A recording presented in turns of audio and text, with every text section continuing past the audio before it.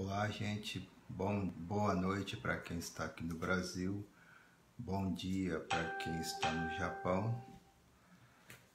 Meu nome é Claudio Suzuki e hoje vamos falar um pouquinho sobre o Japão, né? O que aconteceu nesse mês de abril, que foi no fechamento do ano fiscal, ok? Então, deixa eu compartilhar aqui em algumas outras páginas aqui, para que o pessoal possa estar nos acompanhando também, né? Oi Ana, oi Maria, vamos atualizar o que aconteceu nesse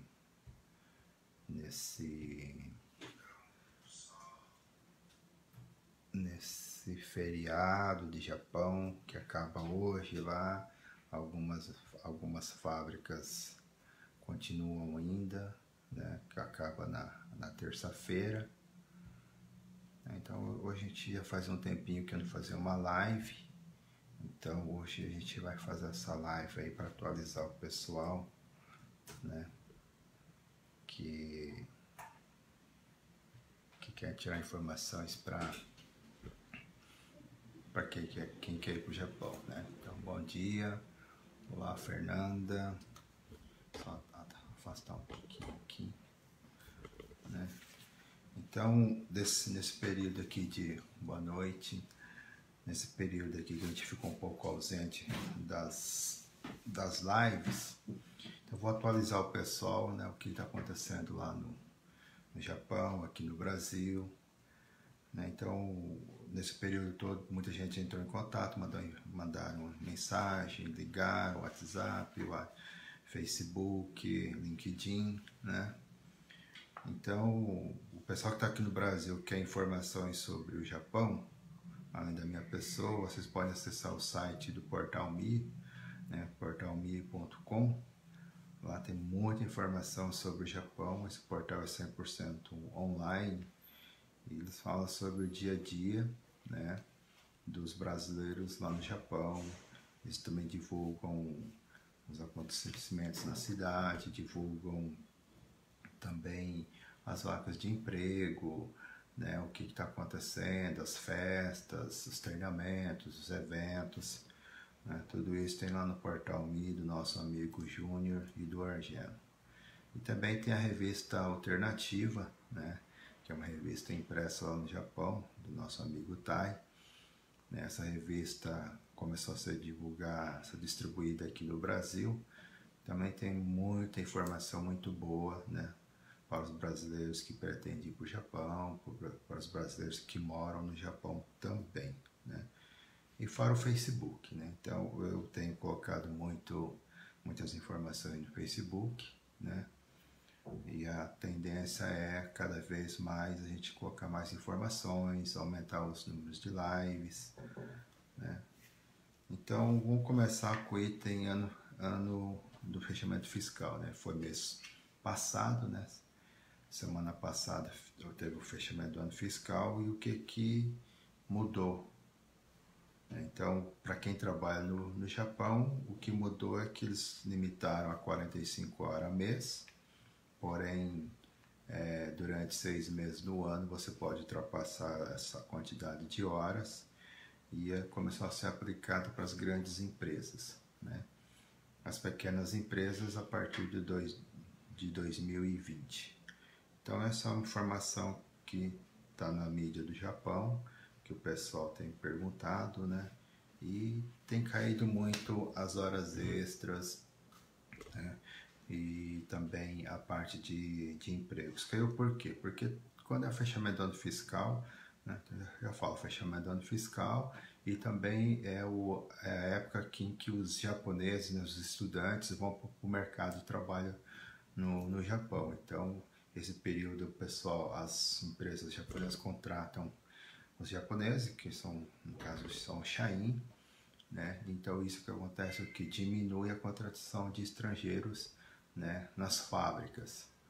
Então, por isso que março e abril foram meses de pouca contratação, porém, e também com poucas horas extras, né?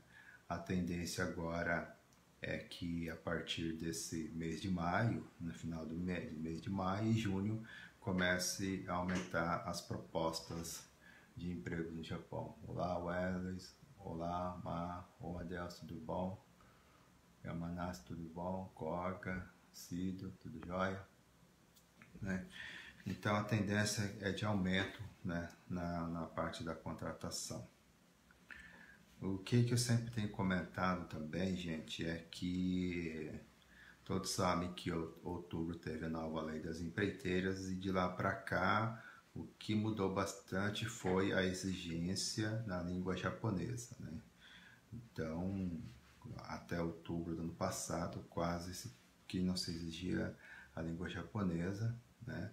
E hoje, pelo menos hoje, 50% das propostas de emprego exigem pelo menos o básico. Isso para quem está aqui no Brasil, tá, gente? Então, quando está no Brasil, a exigência é maior do que quando está no Japão. Então, no Japão é bem diferente. Você já está lá, você pode ir lá fazer uma entrevista pessoalmente, né? Por que dá diferença? Porque às vezes hoje a maioria do pessoal que está aqui do Brasil vai para o Japão financiado. E quem está no Japão hoje não tem mais essa parte de financiamento, já está se adaptado ao Japão, já está com a cultura, os costumes, você já tem Shakai Hoken, né? Então você já sabe como que é o dia a dia do trabalho, né, aí no Japão. Por isso que é bem mais fácil. Outra exigência também que mudou depois de outubro para cá é o pessoal que tem tatuagem, né? Então isso o pessoal está restringindo bastante, né, quem tem tatuagem, só que geralmente a tatuagem que é visível, né? Então a tatuagem você tem aqui no pescoço, a tatuagem no antebraço, né? Então tem empresas que infelizmente não contratam, tá, gente? Tem bastante que não contratam quem está no Brasil, tá? Quem está no Japão já é diferente, vai depender da entrevista que você vai fazer junto à empresa contratante lá. Outra coisa que aumentou também o prazo é o prazo da carta de elegibilidade, né? Então, tirando São Paulo, Mato Grosso do Sul, Mato Grosso e sul de Minas, todos os outros estados do Brasil, é necessária essa carta de elegibilidade, na qual exige que tenha-se um fiador, né? Esse fiador que a gente chama que é Roshonin, né? Que a gente comenta sobre para dar entrada para ser o fiador para tirar a carta de elegibilidade. O que aconteceu, vamos colocar aí de 2 meses para cá? O prazo que eu havia comentado com vocês, que por arte estava em torno de 3, 4 meses, né? Esse prazo tem aumentado muito. Hoje o prazo médio é 5 meses para quem vai tirar a carta de elegibilidade por Nagoya. É uma média, tá, gente? Pode sair antes e pode sair depois. Então tem casos que já saíram com 4 meses, tem casos que já saíram com 6 meses, né? Então assim, eu não sei qual que é, o que eu posso dizer, o pré-requisito, né, que eles colocam para que um saia mais rápido, outros falam que sai mais demorado, né? Então, como eu sempre falo, são leis japonesas, a gente tem que seguir. Se eles pedirem documento, você tem que entregar. Se você não entregar, automaticamente não vai sair a sua carta de elegibilidade. Então, por Aichi, hoje está em torno de 5 meses, por Tóquio, até então era uma média de 2 meses, hoje está demorando 3 meses. Shizuoka também de 3 meses. Agora, quem está na região de Hiroshima, que depende lá de Shimane, de Izumo, Okayama, está uma média de 2 meses a 3 meses, né? Então também está demorando. Antes o prazo era um pouco menor. Olá, Fátima. Olá, Watanabe. Tudo bom? Então essas são as informações para quem quer, né, tirar essa carta de habilidade. O que acontece também muito é assim: você está aqui no Brasil, você tem uma família, né, você e sua esposa, e infelizmente o fiador só é possível para o descendente. né? E sua esposa não é descendente, ela não tem condições de ir. Então o marido vai na frente e ele tem que trabalhar 3 meses, 3 olerites. Depois, com 3 olerites e com todos os documentos exigidos pela imigração do Japão, você dá a entrada.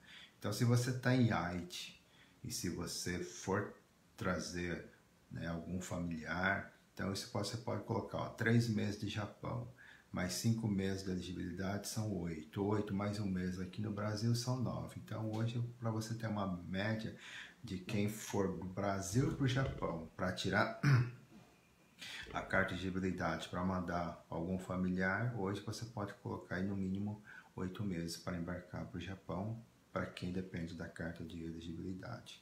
E para as outras províncias do Japão, a gente coloca aí pelo menos aí de 6 a 8 meses para poder embarcar também, né? Agora, o que acontece também esse ano? Hoje, de cada 10 pessoas que me procuram informações sobre ir para o Japão, se compensa, não compensa, sou solteiro, sou casado, casado com filho, sem filho. Hoje, de cada 10 que nos procuram, de cada 10, 7 são famílias, tá, gente? E a maioria tem filhos pequenos, filhos, né, um pouco adulto. Aí o pessoal fala assim, mas o que é mais fácil de arrumar um emprego para a família, para o pai e a mãe poder trabalhar? Seu filho, quanto o filho menor, é mais fácil, né? Quanto mais ele tem uma idade maior, por quê? Que é um pouco mais difícil, por causa da língua japonesa. Então ele vai ter que ir, ele vai ter que se adaptar à cultura e costume, ele vai ter que estudar a língua japonesa para depois sim tentar entrar numa escola japonesa. Ou ele vai diretamente, né, para uma escola brasileira aí no Japão. Mas não são todas as províncias que têm, né, as escolas brasileiras. As que eu sei que tem, que são as maiores concentrações de brasileiros, são Aichi, Shizuoka, Gifu, né, tem Mie, tem Shiga e tem Guma, né? As outras a gente tem que fazer um levantamento para ver quantas escolas tem, né, para que o pessoal que está aqui no Brasil queira ir para o Japão, né, possa estar estudando a possibilidade de trabalhar no Japão. Boa noite, Cuneu. Né? Então, quando as famílias me preocupam, minha maior preocupação é, primeiro, né, tem que ter estrutura para a família, né? Onde a criança vai estudar, escola japonesa, se ele vai estudar em escola brasileira, né? Qual que é o período que ele pretende ficar no Japão, né? Então, se ele for ficar um bom período no Japão, a gente aconselha a estudar numa escola japonesa para poder, né, estudando já a língua japonesa e dentro de casa, né, falar em português para não esquecer a língua nativa, né, que é o português nosso aí, junto com os brasileiros, né. Então o que eu tenho falado para o casal? Primeiramente, a gente tem que ver estrutura para a família, não primeiramente ver o trabalho. Não adianta ter trabalho e não ter estrutura para a família. Então, isso que eu sempre tenho comentado com a maioria do pessoal, né? Então, a primeira coisa que o pessoal vem, eu quero ganhar bem por hora, gente. Não é assim. Quem tem família e criança pequena, primeira coisa tem que verificar a estrutura para a família. E aí, Júlio, beleza? Fernando, tudo bom? Ricardo. Então, essa é a preocupação. Uma vez dando estrutura para a família, aí sim a gente verifica aí que tipo de emprego que tem naquela cidade, naquela província ou nas redondezas, para que o pai e a mãe possam estar trabalhando, ok? Outro assunto aqui é sobre o Yonsei, né? Em julho agora vai dar, né, um ano, são 12 meses da lei da entrada do Yonsei no Japão. Vamos ver, né, se vai mudar alguma coisa ou não. Nós estamos no meio de maio, daqui 2 meses provavelmente teremos algumas novidades sobre os pré-requisitos do Yonsei. Outra coisa também é sobre o visto, a entrada do visto para estrangeiros. Mas para mim assim não está muito claro como que vai ser essa entrada. Eles só divulgaram que são 14 áreas que vão lhe dar uma idade limite de 30 anos, com um teste de japonês em nível N4, mas não está bem claro quais são os pré-requisitos. O que eu sei é assim, que tem lá dentro do Japão, estão regularizando esse pessoal, né?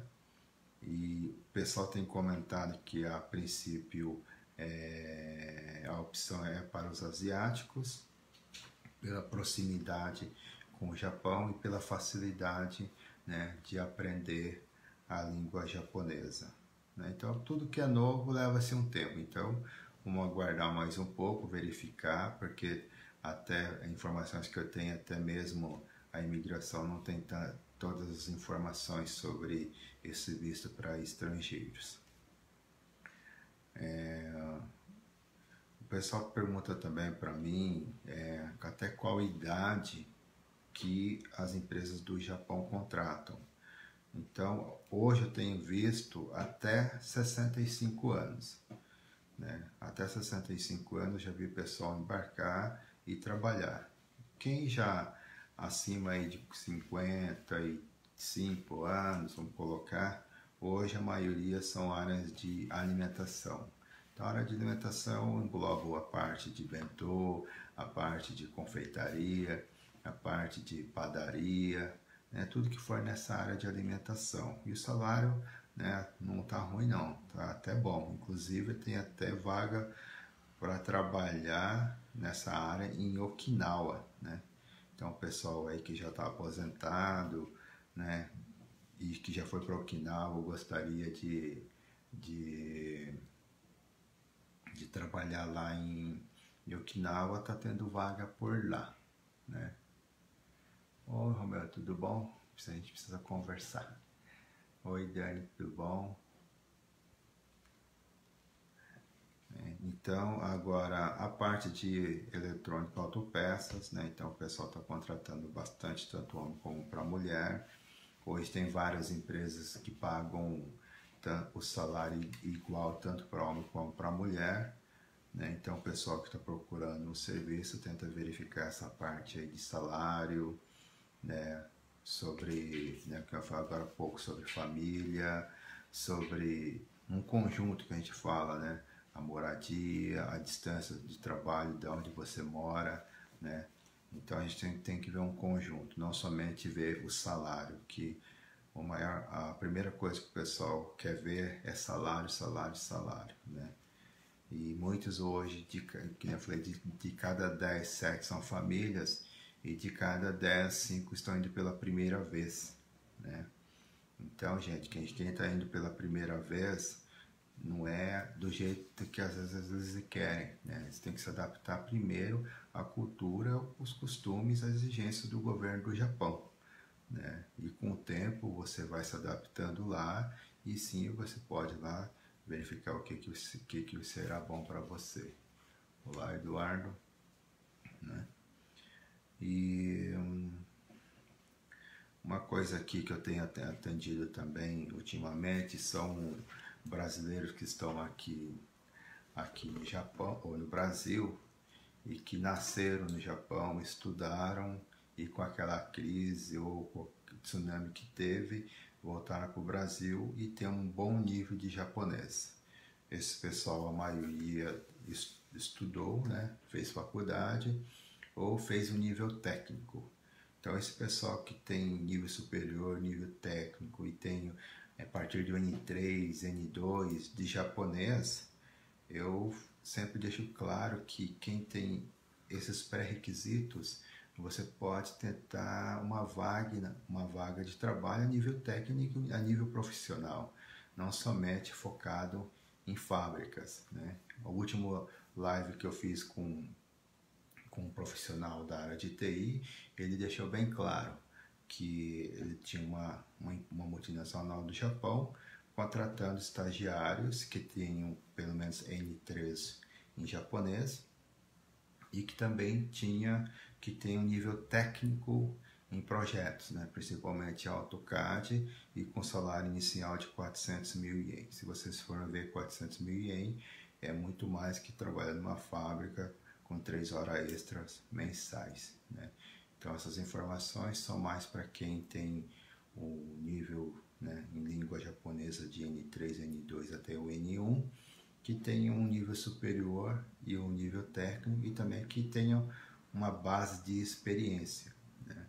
Então isso eu tenho conversado com várias pessoas que estão com o pensamento de ir para o Japão e que daria para tentar se candidatar, né, a essas vagas de emprego, né? Porque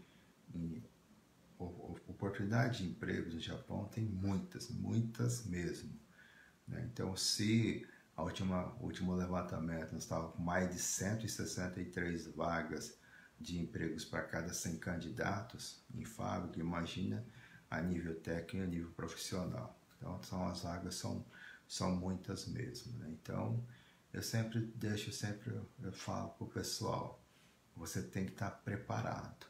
Você estando preparado, né, as oportunidades aparecem. Olá, Melissa. Olá, Marcos. Olá, Regiane. Oi, Romeu. Tudo bom? Depois, qualquer coisa, vou dar um toque para você aí, né? O Eduardo está aqui, né? Ok?